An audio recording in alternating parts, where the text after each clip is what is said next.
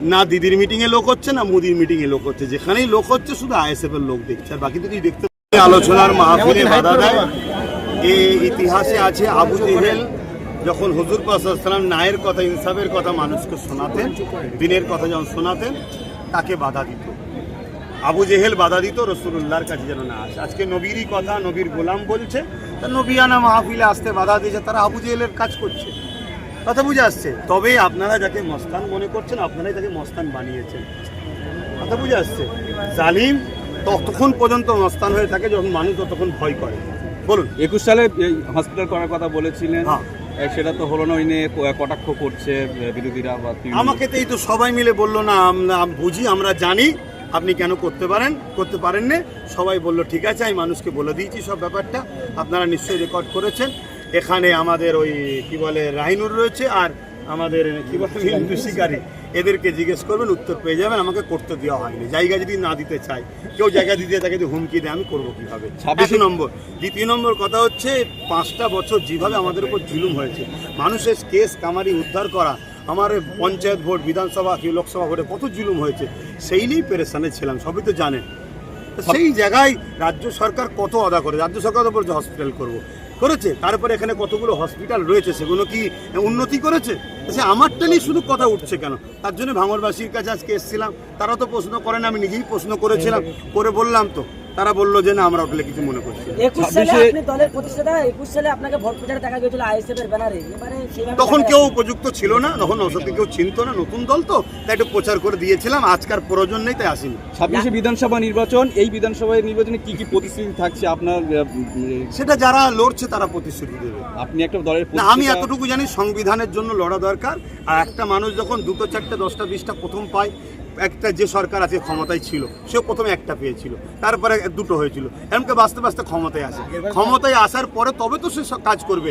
আমি ভেবেছিলাম হয়তো ভাঙড়ে আমি আমার যেটা কথা দিয়েছিলাম জিতলে হয়তো করে দিতে পারবো, কিন্তু যে বাধা হয়েছে সেই জায়গায় তাদের যে হ্যান্ডবিল আছে, যারা রাজনীতিতে এবারে প্রতিদ্বন্দ্বিতা করছে, নওশাদের কাছে গেলে সে আরও বেশি বলতে পারবে।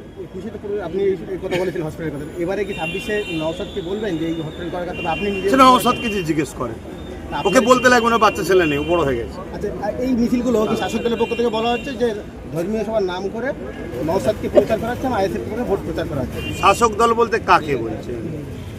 তৃণমূল কংগ্রেস বলছে শাসক দল নয় তো, এক্স হয়ে গেছে। তৃণমূল শাসক দল, আপনি বলুন দলের নাম বলুন। টিএমসি। টিএমসিকে জিজ্ঞেস করুন রেড রোডে গিয়ে কেন রাজনীতি করতে যায়? ইফতার পার্টির নামে রাজনীতি করে কেন? মসজিদে ঘুমটাতে মমতা ব্যানার্জি ঢোকে কেন? কেন রাজনীতির ব্যানারে দাঁড়িয়ে বললো কোরআন শেষে আমার উন্নতি শেষ হবে না? কেন রাজনীতির নামে দুর্গা কি বলে এখানে নিউ টাউনে মসজিদ বাধা দিয়ে আর মন্দির তৈরি করছে? কেন দীঘাতে মন্দির করছে? বলুক। আমি আমার নবীর মেম্বারে এসে আমার নবীর দিনের যারা দুশ্মন, যারা জালিম, তাদের বিরুদ্ধে কথা বলছি। ইসলাম জুলুমের বিরুদ্ধে কথা বলাকে ফরজ করেছে, তাই আমি জুলুমের বিরুদ্ধে কথা বলেছি। আইএসএফ নেতৃত্ব যে স্লোগান দেওয়া যে ভোট চাইলে দিল্লি যান, আপনার মুখে সেই একই কথা দেখা না। আমার অকাবলে যে বলবে দিল্লি যাও, তাকে তো আমি বলবো হান্ডে, এরকম ব্যাপার নয় তো। সবাই বলবে, যারা অকাবকে ভালোবাসে তারা বলবে, যারা অকাবকে ভালোবাসে না তারা নাও বলতে পারে। আমি অকাবকে ভালোবাসি। আমার অকাবের আন্দোলনের সময় আপনি বলেছিলেন দিল্লি চলে যান, তা আমি বলবো না এখন আমার দিন এসেছে যে আপনি ভোট চাইবেন না, আপনি দিল্লি যে চলে যান। দিল্লি যে চান, ভোট নেবেন বাঙালির, আর আন্দোলনে দিল্লি দেখাবেন। আপনার মতো এই দ্বিচারিতা মানুষকে এই সুযোগেই তো বলতে হবে, যেটা আমি অকাপের পক্ষে দাঁড়িয়ে বলেছি। অত অসুবিধা কি আছে? কোরআন সুন্নাহ হারাম হয়ে গেছে নাকি? কোরআন সুন্নাহ যখন হারাম হয়নি, কোন কে কি বলছে ওসব কথা আমার দেখার তো দরকার নেই।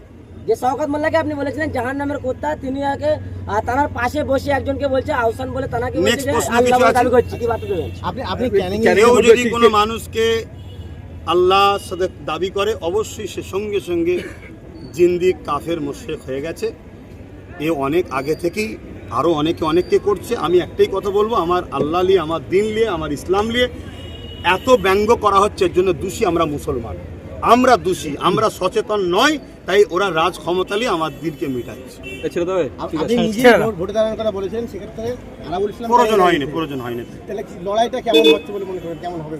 লড়াই মানুষ জানে, মানুষ স্বতঃস্ফূর্তভাবে সোশ্যাল মিডিয়ায় দেখছি আমি যতটুকু, না দিদির মিটিংয়ে লোক হচ্ছে না মোদির মিটিংয়ে লোক হচ্ছে, যেখানেই লোক হচ্ছে শুধু আইএসএফ এর লোক দেখছে, আর বাকি তো কিছু দেখতে পাইনি।